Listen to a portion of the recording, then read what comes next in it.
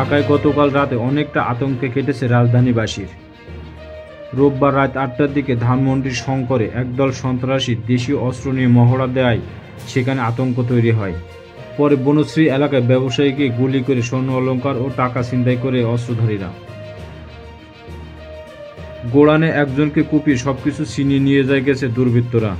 রাত ১টার দিকে স্বরাষ্ট্র উপদেষ্টার পদত্যাগের দাবিতে ঢাবিতে বিক্ষোভ করেন শিক্ষার্থীরা। এসব ঘটনা নিয়ে রাত ৩টার দিকে জরুরি সংবাদ সম্মেলনে আসেন স্বরাষ্ট্র উপদেষ্টা।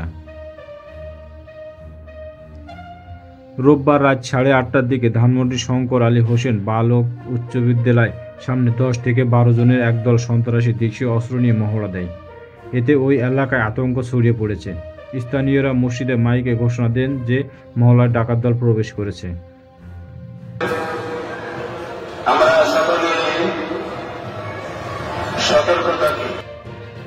প্রত্যক্ষদর্শীরা জানায় দলটি আশেপাশের দোকানগুলোতে ভয় ভীতি প্রদর্শন করছিল। আতঙ্কে ব্যবসায়ীরা দ্রুত দোকান বন্ধ করে দেন এবং সাধারণ মানুষ নিরাপদ স্থানে চলে যান। প্রায় ৫-১০ মিনিট অবস্থান করার পর সন্ত্রাসী দলটি এলাকা ত্যাগ করে। এখানে দাঁড়ায় রয়েছে, এদের কাছে ছুরি চাপাটি আছে। সামাজিক যোগাযোগ মাধ্যমে ছড়িয়ে পড়া ভিডিওতে দেখা যায় এলাকাবাসী নিরাপত্তার জন্য পুলিশের সহযোগিতা চান। তবে এই ঘটনায় এখনো পর্যন্ত কোনো হতাহতের খবর পাওয়া যায়নি। এমপি ধানমন্ডি জোনের সহকারী পুলিশ কমিশনার শাহ মোস্তফা তরিকুজ্জামান বলেন, ধানমন্ডি এলাকায় কয়েকটি মোটরসাইকেল ১৫ থেকে ২০ জন তরুণ আসেন, তবে তাদের হাতে কোনো অস্ত্রশস্ত্র ছিল না। এছাড়া ধানমন্ডি এলাকায় কোনো অপ্রীতিকর ঘটনাও ঘটেনি। তিনি আরও বলেন, সন্ধ্যা ৭টার দিকে ১৫ থেকে ২০ জন তরুণ ধানমন্ডি শঙ্কর এলাকা দিয়ে যাওয়ার সময় হাজী ইউসুফ হাই স্কুলের পাশে গলির মুখে চা খাওয়ার জন্য দাঁড়ান। এই সময় নিজেদের মধ্যে কথা বলছিলেন। এটা দেখে আশেপাশের কোনো ব্যক্তি মসজিদে মুয়াজ্জিনকে বলেন এখানে ডাকাত এসেছে। তারপরে সে নিজের মতো করে মসজিদে মাইকে ঘোষণা দেন। এরপর ঘটনাস্থলে পুলিশ গিয়ে আশেপাশে সিসি ক্যামেরা ফুটেজ যাচাই করে। এখানে দেখতে পায় এসব তরুণদের হাতে কোনো ধরনের অস্ত্র নেই। তারা নিজেদের মধ্যে কথা বলতে বলতে চলে যান। রাত ১০:৩০টার দিকে রাজধানীর রামপুরা বনশ্রী ডি ব্লক ৭ নম্বর রোডের ২০ নম্বর বাড়ির সামনে আনোয়ার হোসেন নামে এক স্বর্ণ ব্যবসায়ীকে গুলি করেছে দুর্বৃত্তরা। এই সময় তার কাছে থাকা প্রায় ২০০ ভরি স্বর্ণ নগদ ১ লাখ টাকা ছিনিয়ে নেয় অস্ত্রধারীরা। পাশের ভবন থেকে ছিনতাই ও গুলির দৃশ্য মোবাইলে ভিডিও করেন বাসিন্দারা। রাতে তা সামাজিক যোগাযোগ মাধ্যমে ভাইরাল হয়।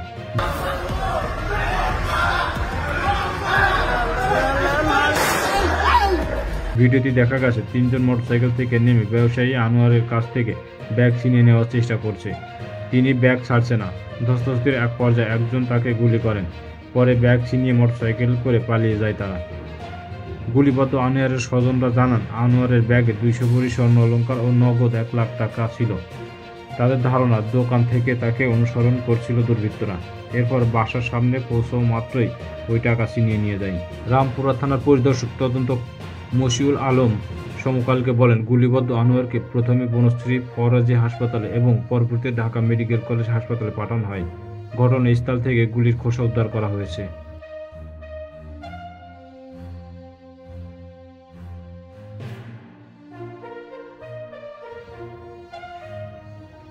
আনোয়ারের বন্ধু মুজিবুর রহমান সমকালকে জানান, বনশ্রী সি ব্লকের ৫ নম্বর সড়কে অলংকার জুয়েলার্স নামে জুয়েলারির দোকান রয়েছে আনোয়ারের। প্রায় ১৫ বছর ধরে তিনি স্বর্ণ ব্যবসা করছেন। ডি ব্লক ৭ নম্বর রোডে ২০ নম্বর বাড়িতে পরিবার নিয়ে বসবাস করেন। ব্যবসা প্রতিষ্ঠান থেকে বাসায় হেঁটে যাতায়াত করেন। প্রতি রাতের মতো রোববার রাতেও দোকান থাকা ২০০ ভরি স্বর্ণ গহনা ব্যাগে নিয়ে হেঁটে বাসা ফিরছিলেন। ভবনের গেটের কাছে যাওয়া মাত্রই ৩টি মোটরসাইকেল তাকে ঘিরে ধরে। তাকে কুপিয়ে ও গুলি করে স্বর্ণ অলংকার ব্যাগ ছিনিয়ে নিয়ে পালিয়ে যায় তারা। তাতে নগদ ১ লাখ টাকাও ছিল। মুজিবুর রহমান আরও বলেন, আনোয়ারের শরীরে ৪টি গুলিবিদ্ধ হয়েছে। এছাড়াও অন্তত ৬ স্থানে ধারালো অস্ত্র দিয়ে আঘাত করা হয়েছে। ঢাকা মেডিকেল কলেজ হাসপাতালে ভর্তি করা হয়েছে তাকে। বনশ্রী ও মোহাম্মদপুরে দুর্ধর্ষ ছিনতাইয়ের ঘটনা রাত ১:১০ তাৎক্ষণিক হল ছেড়ে রাস্তায় নেমে আসেন ঢাকা বিশ্ববিদ্যালয়ের ঢাবি সাধারণ শিক্ষার্থীরা। সারা দেশে ধর্ষক ও ছিনতাই ডাকাতি প্রতিবাদে রাজু ভাস্কর্যের সামনে বিক্ষোভ করেন শিক্ষার্থীরা। এসব অপরাধ নিয়ন্ত্রণে ব্যর্থ স্বরাষ্ট্র উপদেষ্টা লেফটেন্যান্ট জেনারেল আবু মোহাম্মদ জাহাঙ্গীর আলম চৌধুরী পদত্যাগের দাবি করেন শিক্ষার্থীরা। বিক্ষোভে তারা জুলাইয়ের রক্তের দাম চায়, নিরাপদ দেশ চায়। সারা দেশে অপরাধ কেন, প্রশাসন জবাব চায়। ১, ২, ৩, ৪ জাহাঙ্গীর গদি ছাড়, অন্যদের নিরাপত্তা দে, নইলে গদি ছাড়ে দে। ইত্যাদি স্লোগান দিতে থাকে। এই স্বরাষ্ট্র উপদেষ্টা পদত্যাগ না করেন, আমরা তার বিরুদ্ধে সব ধরনের ব্যবস্থা নিব। শিক্ষার্থীরা বলেন, গত কয়েকদিন ধরে বেশ কয়েকটি বড় অপরাধের ঘটনা সামাজিক যোগাযোগ মাধ্যমে ভাইরাল হয়েছে। এগুলো প্রতিরোধে কোনো উল্লেখযোগ্য পদক্ষেপ আমরা দেখিনি। আজও মোহাম্মদপুর, বনশ্রী, ধানমন্ডিতে ছিনতাইকারী ও ডাকাতদের উপদ্রব ছিল। কেউ বাসা থেকে বের হতে নিরাপদ বোধ করছে না, মানুষ আতঙ্ক বোধ করছে। এমন পরিস্থিতিতে ব্যর্থ স্বরাষ্ট্র উপদেষ্টা পদত্যাগ করতে হবে। মিছিলে থাকা এক শিক্ষার্থী বলেন, সারা দেশে ছিনতাই ও সন্ত্রাসী কর্মকাণ্ড নিয়ন্ত্রণে স্বরাষ্ট্র উপদেষ্টার ব্যর্থতার জন্য আমরা তার পদত্যাগ দাবি করছি।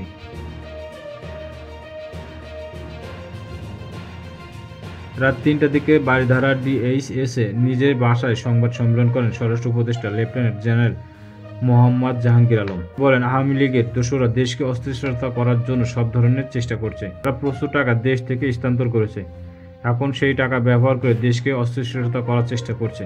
আমরা এটা কোনো অবস্থাতেই করতে দেব না। আমরা যেভাবেই হোক এটা প্রতিহত করব। দিন রাত যেখানে আইন শৃঙ্খলা বাহিনী প্রয়োজন হবে তারা সেখানে যাবে এবং প্রতিহত করবে।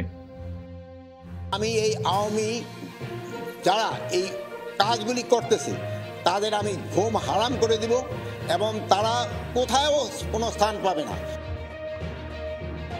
স্বরাষ্ট্র উপদেষ্টা বলেন, আগামীকাল থেকে আইন শৃঙ্খলা বাহিনী টহল বাড়বে।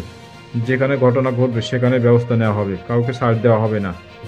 আইন শৃঙ্খলা রক্ষাকারী বাহিনীর কারো গাফিলতি পাওয়া গেলে তাদের বিরুদ্ধে ব্যবস্থা নেওয়া হবে। জাহাঙ্গীর আলম বলেন, আওয়ামী লীগ দেশকে অস্থিরতা করার জন্য প্রচুর টাকা ব্যবহার করেছে, তবে আমরা শক্ত হাতে তাদের প্রতিহত করব। আওয়ামী লীগের যারা এসব কাজ করেছে তাদের ঘুম হারাম করে দিব। তিনি আরও বলেন, আওয়ামী লীগ দিনে রাতে কোথাও জায়গা পাবে না। আমরা টহল টিমকে কঠোরভাবে নির্দেশ দিয়েছি, তারা যদি কাজ করতে না পারে তাহলে তাদের বিরুদ্ধে ব্যবস্থা নেব। আমি দ্ব্যর্থহীনভাবে বলতে চাই, এই আওয়ামী লীগ দোসররা যারা এই কাজগুলো করছে তাদের ঘুম হারাম করে দেব। প্রচুর টাকা আছে, এই টাকা তারা বিভিন্ন জনের মধ্যে বিভিন্নভাবে ছড়াচ্ছে এবং দেশে একটা অস্থিতিশীল পরিস্থিতি চেষ্টা করতেছে। সাংবাদিকের এক প্রশ্নের জবাবে উপদেষ্টা বলেন, আমি আইন শৃঙ্খলা বাহিনীর ঊর্ধ্বতন কর্মকর্তাদের ডেকেছি। এখন আমরা নির্ধারণ করব কীভাবে কী করা যায়। আগামীকাল থেকে আপনারা সুনির্দিষ্ট উন্নতি দেখবেন। স্বরাষ্ট্র উপদেষ্টা পদত্যাগের দাবির বিষয়ে প্রশ্ন করা হলে তিনি বলেন, আমার পদত্যাগের দাবি আজকেই প্রথম না। যে কারণে পদত্যাগের কথা বলা হচ্ছে সেই কারণগুলো যদি উন্নতি হয় তাহলে তো পদত্যাগকে প্রশ্নই থাকে না। তারা চাচ্ছে আইন শৃঙ্খলা পরিস্থিতি যেন উন্নতি হয়, আমি সেটাই করব। কারণে পদত্যাগ করতে বলে ওই কারণগুলি যদি আমি উন্নতি করে দিতে পারি তো তার কোনো পদত্যাগের প্রশ্ন না। তারা চাচ্ছে আইন শৃঙ্খলা পরিস্থিতি উন্নতি। স্বরাষ্ট্র উপদেষ্টার জরুরি সংবাদ সম্মেলনের পরপরই তারা বারিধারা ডিএইচএসের বাসার সামনে আসেন বৈষম্য বিরোধী ছাত্র আন্দোলনের আহ্বায়ক হাসনাত আবদুল্লাহ। এ সময় বেশ কয়েকজন সাংবাদিকদের সঙ্গে কথা বলেন তিনি, তবে এই সময় ক্যামেরার সামনে কিছু বলতে রাজি হননি। এক পর্যায়ে কয়েকজন সাংবাদিককে লাইভে আসেন বুঝতে পেরে ঘটনাস্থল থেকে সরে যান হাসনাত। তাকে উপদেষ্টার বাসভবনের ফটকের সামনে দেখা গেলেও তিনি বাসার ভিতরে প্রবেশ করতে দেখা যায়নি।